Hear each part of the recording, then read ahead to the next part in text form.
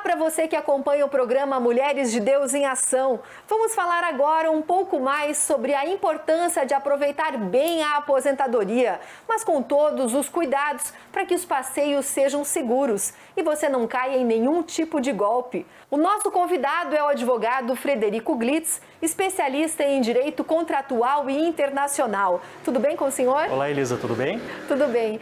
Como é que a gente pode se planejar para chegar bem à aposentadoria? Vamos começar com essa pergunta. Bem, o Estatuto do Idoso, ele trabalha com três premissas, né? Ele trabalha com assegurar a liberdade de decisão, o acesso familiar e social e também o acesso à cultura, educação, lazer. Então, o que se pensa é que o idoso precisa, para poder usar essa fase da vida, poder aproveitar essa fase da vida, ele precisa ter algum tipo de planejamento também nessas três diretrizes, né? Então, por exemplo, a questão patrimonial dele, a aposentadoria, eventualmente, se não é o caso de uma aposentadoria, uma assistência social, por exemplo, a questão da saúde, planos de saúde ou eventualmente a questão do SUS, o asilamento, se for o caso, dentro da organização da sua família, mas principalmente, então, essa organização para que esse idoso que já está aposentado, que não precise mais trabalhar, ou que eventualmente até mesmo precise trabalhar, que ele tenha condições materiais de aproveitar essa fase da vida com maior tranquilidade, passeando, enfim, viajando. Para quem gosta de viajar ou vai começar agora com os passeios, quais são as dicas para que essas viagens sejam realmente seguras? Minha opinião pessoal é de que conhecimento é poder. E o que isso quer dizer? Quer dizer que você precisa primeiro conhecer muito bem para onde você vai, quais são os requisitos para você lá chegar, o que você precisa fazer para ter segurança, para ter principalmente tranquilidade. Então, por exemplo, as vacinas que são obrigatórias, os documentos que são necessários, eventualmente algum país que você queira visitar, exija, por exemplo, uma vacina de febre amarela com certificado internacional, você precisa tomar uma certa providência para obter isso. Você eventualmente precisa de um visto, então você precisa ir até um consulado para obtê-lo, vai precisar separar uma certa documentação. Também a questão de qual vai ser o roteiro que você vai fazer, até mesmo para você saber se você vai ter apoio local, se você precisa ter apoio local, como é que você vai se deslocar, onde você vai se hospedar. E extremamente importante, para que haja tranquilidade, é necessário que essa pessoa que está viajando, ela deixe informação para aqueles que ficam. Então, para onde ela foi, aonde ela estará, quais são as pessoas que eventualmente são necessárias de entrar em contato, para que se haja alguma turbulência nesse caminho, a quem ficou possa inclusive auxiliar quem está viajando. No caso dos aposentados, muitas empresas trabalham com pacotes turísticos, fazem promoções. Como saber se essa empresa é idônea para não cair em nenhum golpe? Eu acho que o segredo é desconfiar. A gente tem que ficar muito desconfiado em relação a vários aspectos. Então, fazer uma boa pesquisa sobre essa empresa. Na internet mesmo nós conseguimos, existem sites como, por exemplo, o Reclame Aqui, você consegue ter uma noção mais ou menos da reputação daquela empresa. Você consegue ver, eventualmente, depoimentos de quem já passou pelo serviço, já teve o serviço prestado.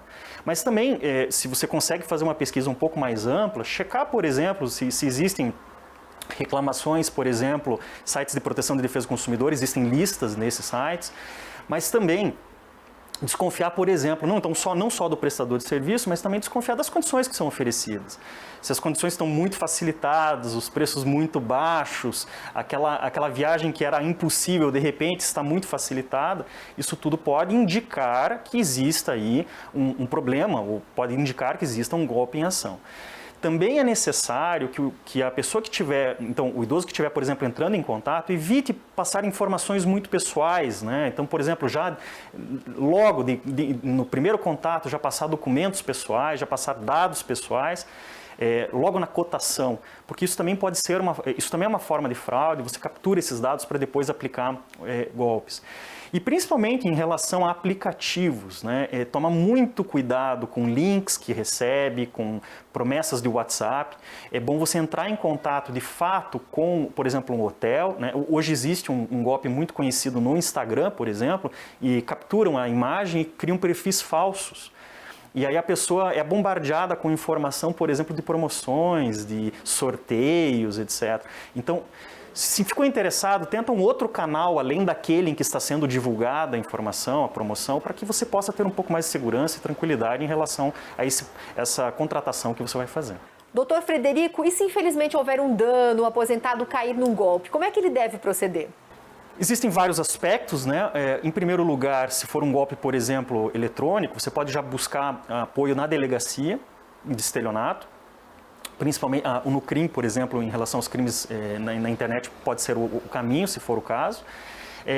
Mas isso vai ser só um aspecto, né? Você também pode fazer o apoio, ter apoio, por exemplo, no caso do idoso, do Ministério Público, você pode ter o apoio de órgãos de proteção e defesa do consumidor, como por exemplo o PROCON, e eventualmente, se você consegue identificar o autor daquele golpe, se você consegue saber quem te deu o prejuízo, você pode até mesmo, se for o caso, judicializar a questão em busca eventualmente da devolução do dinheiro e da indenização cabível.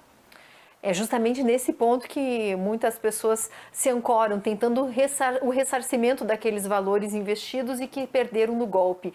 Existe a chance real de recuperar o dinheiro? Então, Elisa, a gente trabalha sempre com evitar o dano, né? É melhor prevenir do que remediar. Por isso que todos esses cuidados anteriores de prevenção, de busca, de pesquisa, de desconfiança são muito mais importantes. Porque depois, ressarcir vai depender de uma série de fatores. Isso, por exemplo, leva o tempo que leva um eventualmente processo, se você consegue localizar ou não essa pessoa, se essa pessoa eventualmente tem bens que possam satisfazer a dívida que gerou. Enfim, então é muito mais fácil a gente evitar o prejuízo do que depois correr atrás dele. Agora, por que é mais provável que isso aconteça? Os idosos são mais vulneráveis? Então, a legislação de consumo e a legislação, o Estatuto do Idoso, eles trabalham com essa premissa, né, de que o idoso é um vulnerável. E claro que também existem vulnerabilidades que vão crescendo, né? Então, por exemplo, o idoso acima de 80 anos é tratado de forma prioritária, inclusive, em relação àquele idoso de 60 anos. Parâmetro da lei. Sim, então a gente trabalha com essa ideia de vulnerabilidade. E o que a legislação presume, então? Que essas pessoas precisam terem cuidados adicionais. As informações para elas precisam ser dadas de forma mais clara. Por exemplo, o caminho que escolheu a lei que evita o superendividamento.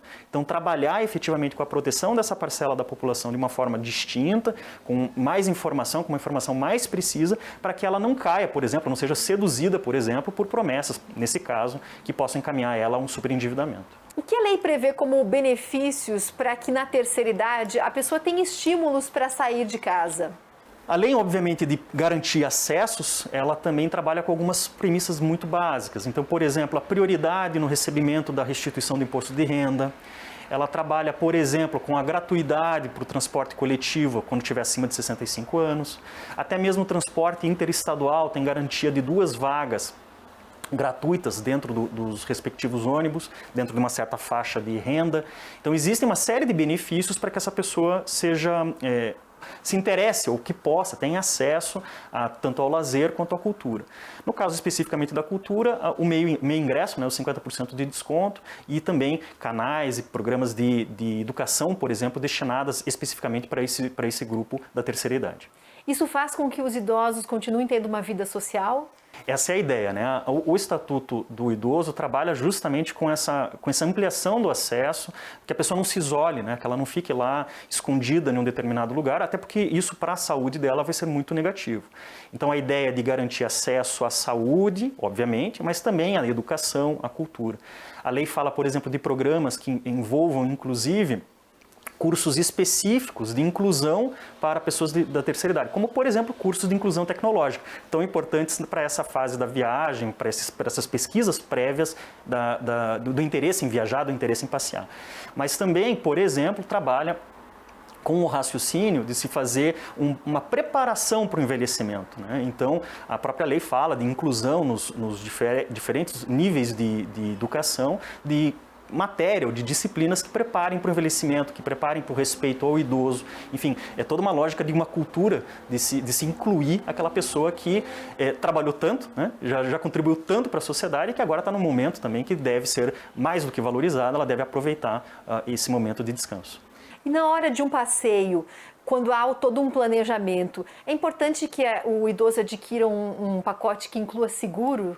Isso é extremamente importante. Então, além daqueles cuidados que nós falamos de documentação, vacinações, é muito importante que ele tenha um seguro-saúde. Em alguns países isso vai ser obrigatório, até para o processo migratório. Mas mesmo, por exemplo, que ele viaje dentro do Brasil e eventualmente tenha, não fique apenas com acesso ao SUS, a necessidade de acesso ao SUS, mas se ele puder contratar um seguro viagem, isso é extremamente aconselhável. Na medida em que ele pode ficar doente, ele pode precisar de alguma intervenção cirúrgica, isso normalmente pode desequilibrar aí as suas finanças e isso pode gerar um problema para esse idoso.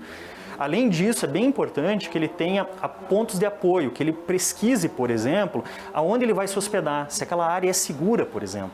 Porque pode ser que, estritamente por uma questão de preço, ele acabe optando por se hospedar em uma área que acabe sendo impedindo, por exemplo, que ele passeie, que ele aproveite melhor a sua viagem. E também eu destacaria que ele tenha certeza em relação aos centros de apoio de turismo. Porque várias cidades disponibilizam esse serviço e, no fim das contas, isso também facilita para que ele se sinta mais seguro e melhor acolhido para aquele destino que ele está se dirigindo. Mas muitos idosos ainda têm realmente dificuldades para lidar com essa questão tecnológica. É importante que a família entre em campo para dar uma ajuda nesse momento do planejamento da viagem? Então, esse é um momento familiar, né? Um momento de interação familiar bem interessante. Eu tive a oportunidade, por exemplo, de conviver bastante tempo com os meus avós e essa troca de experiência é muito interessante, é muito boa, é muito enriquecedora. Tanto para mim, foi muito enriquecedora da cultura e das experiências que eles tiveram, como provavelmente para eles, que aprenderam muitas coisas instrumentais e tecnologia também conosco.